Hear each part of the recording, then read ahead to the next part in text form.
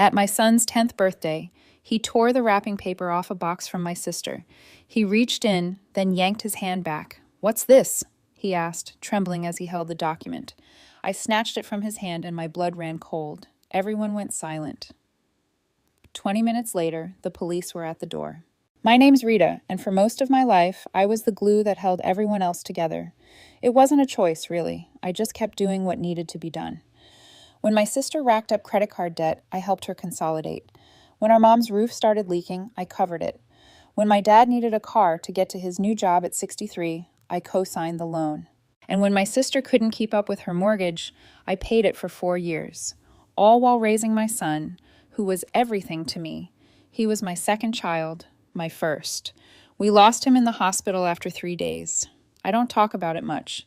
There's no way to explain how that changes you, how it reshapes every breath you take after. So when I say my son is my whole world, I don't mean it as a phrase. I mean it literally. His 10th birthday was supposed to be something special. Not just because he hit double digits, but because I was finally out of debt. I'd stopped paying my sister's mortgage 6 months earlier. She didn't take it well, but I told her I couldn't keep holding everyone else up while trying to build a future for my kid. She hadn't spoken to me since, so I was surprised when she showed up that day. She came late. Everyone else had already arrived. My parents were there. They'd come together even though they divorced 2 years ago, and a few of my cousins, my son's school friends, and our neighbors. The backyard was all balloons and a rented bounce house. My son was halfway through a cupcake when my sister walked in holding a large, perfectly wrapped box. She smiled like nothing had ever happened. No mention of the 6 months of silence. Just walked over, kissed my mom, waved at the guests, and handed my son the gift. He looked at me first. He was hesitant. That was unusual for him. He's always been so open-hearted, so trusting. But something about the way she handed it to him unsettled him, so he took it. He tore the paper off quickly. I remember I was refilling drinks at the time, but the room suddenly got quiet. No music, no chatter, just silence. I looked over and saw him holding something in both hands, arms stiff, frozen like a statue. He didn't smile, didn't laugh, just looked at it, confused. "What's this?" His voice cracked a little. I walked over and he handed me the paper. It wasn't a toy, it wasn't a card. It was a legal document. I thought maybe it was a joke, some kind of weird prank. But when I read the first few lines, I felt my legs go weak. It was a custody petition with my sister's name on it. Filed, stamped, signed. I snatched it from his hands and read faster. My sister was suing for emergency custody of my son, claiming that I was mentally unstable, that I'd endangered him, that she had evidence I was unfit. I looked up. My parents were staring at me like I was the problem. My mom wouldn't meet my eyes. Then my sister said something. I still remember it word for word. "You should have kept paying the mortgage." My ears rang. People started murmuring. My son clutched my leg and asked if she was taking him away. And I was so stunned, I couldn't even answer. 20 minutes later, the police arrived. I don't even remember calling them. I thought maybe someone else had. One of the neighbors, maybe. But when the officers walked into my yard, calm but serious, I knew it hadn't been for noise. One of them asked for me by name. They had copies of the same document I was still holding, and a note attached. A report filed with Child Protective Services just 3 days before. I hadn't seen it. No one had contacted me. They asked me to step aside and talk. I said no. I wasn't leaving my son's side, not after what had just happened, but they were gentle, too gentle. Like I was already labeled the unstable mother. My heart was beating so loud I couldn't hear anything else. I remember holding on to my son's shoulder, like if I let go, they'd physically remove him. My sister stood nearby, with her arms crossed, a smug smile like she'd already won. My mom whispered something to my dad and nodded toward the police. Neither of them said a word in my defense. One of the officers took the document and stepped away to call in, checking the legitimacy. The other stayed with me, asking if I was willing to cooperate while things were clarified. I didn't scream or argue. I just asked one thing. "Is this real? Are you telling me she can actually do this?" He didn't answer right away. While they waited for confirmation, the tension grew. One of my cousins was trying to escort the kids back inside to keep them from seeing too much. Some of the adults were pretending not to look, pretending not to whisper. My son was standing completely still like he was afraid to breathe. Then my sister walked over. "I thought you should know," she said loud enough for the officers to hear. "I spoke with a judge last week. Everything is in motion. You're done, Rita." I snapped. I stepped forward, and for a second I wasn't even thinking, just reacting. The officer blocked me gently, and the other came back over with an update. The documents weren't fake. Not at first glance. The system showed they'd been filed. Not yet processed fully, but enough that the police were required to respond because the report from CPS made it seem urgent, dangerous. She claimed I was having episodes, that I'd left my son home alone multiple times, that I had a history of depression I hadn't disclosed. My sister knew exactly what she was doing, and she'd waited for his birthday to drop it all. The officers told me no one was being taken today. Not yet, but until the court hearing, I had to agree to certain conditions. My sister, unbelievably, was listed as an emergency contact and temporary guardian if anything happened to me. They asked if she could take my son for the weekend just while the paperwork was reviewed. My parents backed her. They actually defended her in front of everyone. Said it was just temporary and I should stop making a scene. My mom even said maybe this would force me to face reality. Reality. The only reality I could see was my son looking at me like he was already being taken. I told them no, absolutely not. That's when my sister whispered something into the younger officer's ear. He nodded and stepped away again. I don't know what she said, but 2 minutes later, I was told they'd strongly recommend that I cooperate voluntarily, or CPS might take action immediately. They didn't threaten me outright, but it was enough. My sister walked out of my yard holding my son's hand. I didn't sleep. I just sat on the living room floor with the custody papers in my lap, staring at them like maybe if I looked long enough, they'd turn into something else, something harmless. But every time I blinked, the words were still there. That stack of legalese wasn't just paperwork. It was a loaded weapon, and my sister had aimed it directly at my heart. I kept thinking, how did she get all of this done without me knowing? How long had she been planning it? It wasn't the kind of thing you whip up overnight. She had dates, statements, details about my schedule, even my old medical records. The more I read, the colder I felt. None of it was entirely made up. That was the genius of it. Everything she wrote had a sliver of truth, twisted, deformed, ripped from context. Yes, I had a history of depression from when I lost my first baby. It wasn't a secret, but I'd been stable for years. My doctor even wrote a letter confirming it when I applied for a teaching license. She had taken that old pain and repackaged it as instability, claimed I had erratic episodes, claimed I screamed at my son, that I'd left him home alone multiple times. That never happened. Never.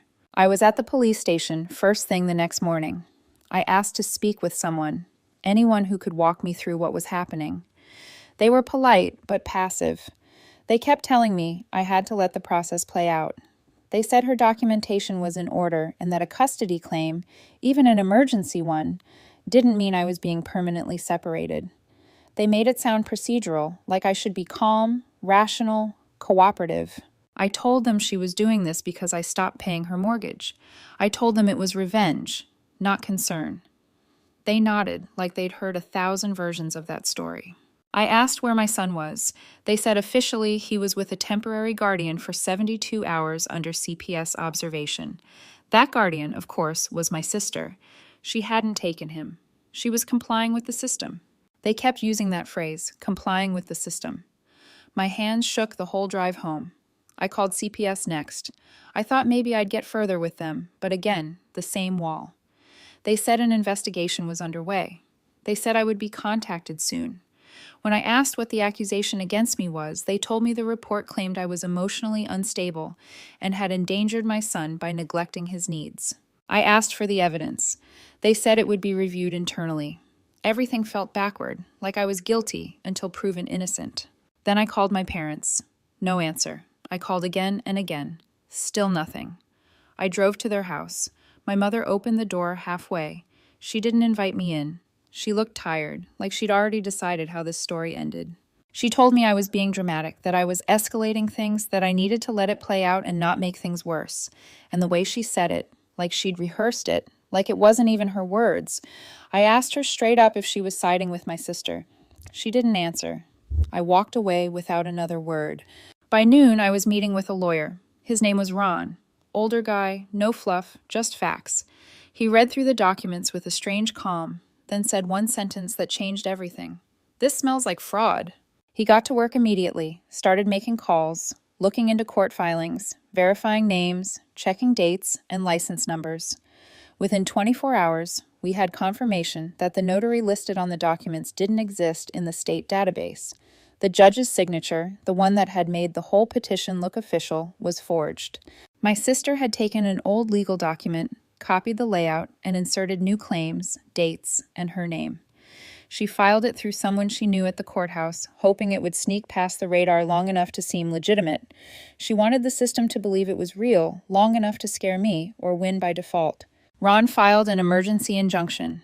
We notified the court. I submitted a restraining order request and contacted CPS directly with my custody records, health clearances, and character references from 2 school administrators and my employer. But none of that meant she had to return my son immediately. That's the part no one tells you. You can be right. You can have proof. But the system doesn't fix itself overnight, especially when there's a child involved. Every correction comes with paperwork, signatures, review boards. Nothing moves fast, not even justice. My son called that night from her phone. He said, "Mom, are you mad at me?" I told him no, that I loved him, that I was coming. Then he said something that broke me completely. "I don't want to stay here again." I sat in silence for a second, trying to stay composed. Then I told him the truth. "You won't, I promise." And I meant it. By day 3, I wasn't sleeping, barely eating, just moving from task to task with military focus. Ron had filed everything that could be filed. Restraining order, fraud complaint, custody motion. But the court hearing was still 4 days away. My son was still with her. Then something unexpected happened. Ron got a call from someone inside the courthouse. A clerk. She didn't want to leave her name, but she said she'd seen something strange on my sister's petition. A signature that looked identical to one filed 2 months earlier in an unrelated family case. She hinted that there had been other unusual filings tied to my sister's name recently. All rushed, all missing formal witness records. Ron started digging. That same afternoon, he found out my sister had submitted a different petition under another name just 3 weeks earlier, claiming she was fostering a child, a completely different child. The paperwork had been pulled before it got very far, but it was in the system. He asked me if I knew anything about it. I didn't. Then I remembered something I hadn't thought about in years. Back when I was still helping her with bills, my sister had told me she was looking into becoming a foster parent. She said she could use the extra income. I'd brushed it off at the time, thinking it was just another one of her half-baked ideas. But now it clicked. She wasn't trying to help a child. She was looking for a paycheck. And my son, my actual child, had become her fallback plan. She didn't just want to hurt me. She wanted to own him, to list him, claim him, maybe even get state support, like she was doing the world a favor. That night, I called my cousin Ashley, one of the few people in the family who still had a backbone. I told her everything in detail. She was horrified. Then she told me something I didn't expect. She'd heard from her mom that my parents had signed affidavits backing my sister's claims. I hadn't seen those yet. They hadn't been shown to me, but they were submitted as supporting evidence. My own parents had given sworn statements against me. I couldn't even process it. I was still thinking of them as neutral, passive, maybe confused. But they weren't confused. They were complicit. That changed everything. Ron used that information to subpoena the full case file. The affidavits came through the next morning. Reading them felt like betrayal burned onto paper. My mother had written that I was emotionally volatile since the loss of my first child and had unpredictable mood swings.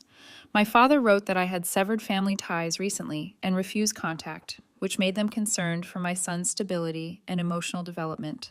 These were the same people I'd been helping for years, the same people who let me pay their bills, fix their problems, carry their weight. They'd sold me out to keep my sister's fantasy alive. I wanted to scream, but I didn't. I scanned every page and sent it to Ron. He said this changed everything. We filed new motions that afternoon, this time with a formal fraud complaint naming my sister and including evidence of the earlier fake foster petition. Ron also filed a motion to have my parents' affidavits disqualified, citing conflict of interest and perjury concerns. And then something else happened. My sister slipped. She showed up at my son's school without notifying CPS or the court and told the front office she was taking him home early. She used the forged paperwork again, but this time the office manager, who knew me well, called the school district legal desk. That's when things blew up. The district put a hold on his release. CPS was notified immediately. The school called me. I got there 10 minutes later and walked into the front office where my sister was screaming at the staff, holding the same bogus document she tried to use at the party. I didn't even have to say anything. CPS showed up 15 minutes later. This time, they took him. Not from me, but from her. She started sobbing, then yelling, saying it was all a misunderstanding, that she was just trying to protect him. But it was over. CPS took him into protective custody pending the court hearing, which, thanks to Ron's latest filings, was moved up. My son reached out to hug me before they let him out. One of the caseworkers allowed it. He whispered in my ear, "Told you I didn't want to stay with her." The hearing was scheduled for 2 days later, early morning. I didn't sleep the night before. I didn't even try. Ron and I spent every minute reviewing every piece of evidence, every inconsistency in her story, every signature and timestamp. We had a full binder of documents that painted the truth and exposed the lie she tried to build a life on. The courthouse was cold, not physically, just cold, the kind of place where people learn quickly how little emotions matter in the eyes of procedure. My sister showed up looking put together, but I could see the cracks. Her confidence was gone. She didn't look at me. My parents were behind her. Not sitting with her, not exactly, but clearly not with me either. The judge opened the case. Ron spoke first, laying out a timeline so airtight there wasn't even space to blink. He walked through each filing, showing how my sister had submitted forged documents, presented false medical claims, and tried to exploit a personal tragedy for her own gain. Then came the bombshell. The 2 separate fraudulent filings, one for emergency custody, the other for a fictitious foster child, both using similar forged notary details. The judge asked if we had verified proof that the documents were fabricated. Ron produced a sworn statement from the actual judge whose signature had been forged, plus verification from the Secretary of State that the notary was fake.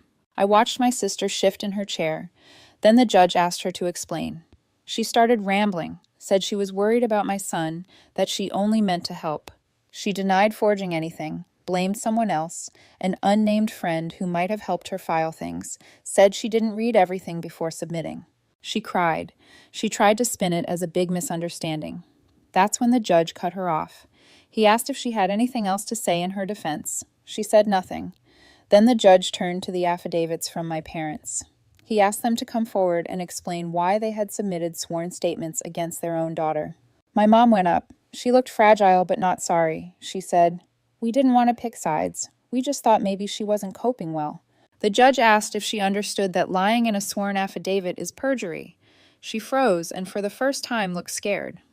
Then the judge ruled my sister had attempted to obtain custody through fraud, forged signatures, and manipulation of court process. She was officially barred from any legal guardianship, access, or contact with my son.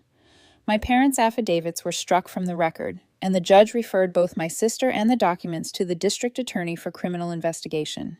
Ron turned to me and whispered, "That's as clean as it gets." But it wasn't over, not yet. As we walked out of the courtroom, I saw my sister trying to talk to my parents. My dad shook his head and walked away. My mom stayed behind, her face pale as my sister kept talking fast and desperate. I couldn't hear what they said.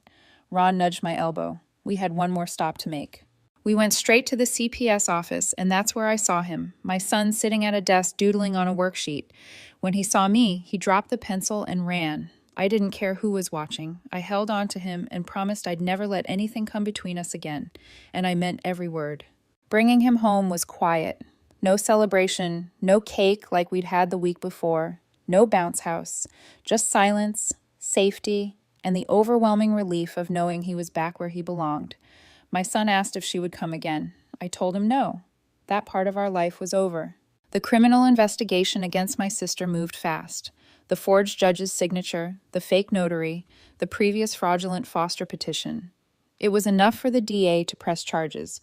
She tried to play the same game in court, blaming mysterious friends and vague confusion, but the system wasn't buying it anymore. She was found guilty of filing false legal documents and attempting to commit custodial interference. The sentence wasn't long. Probation, fines, community service. But the label stuck. She lost any legal right to ever pursue guardianship again.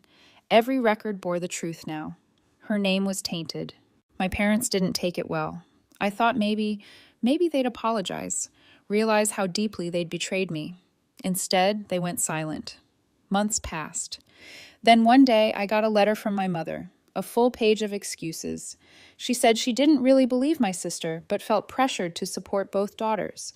She said she hoped in time we could all be a family again. I didn't reply. That part of my life was closed. I moved not far, just enough to be out of reach. Changed my number, tightened every legal loop, full custody reaffirmed, emergency contacts updated, school records sealed. I even updated my will. At my son's next birthday, we kept it simple. Just us and a few friends. A quiet party, a new bike, and a small chocolate cake. He smiled the whole time, and for the first time in over a year, I did too. I've learned that blood doesn't guarantee love, that loyalty isn't something owed, it's something earned. My sister learned that lies eventually collapse. My parents learned that staying neutral is just another form of betrayal. Me, I learned to draw boundaries like stone walls. No one uses me again. No one uses my love as a weapon. And no one comes for my child. Not ever again.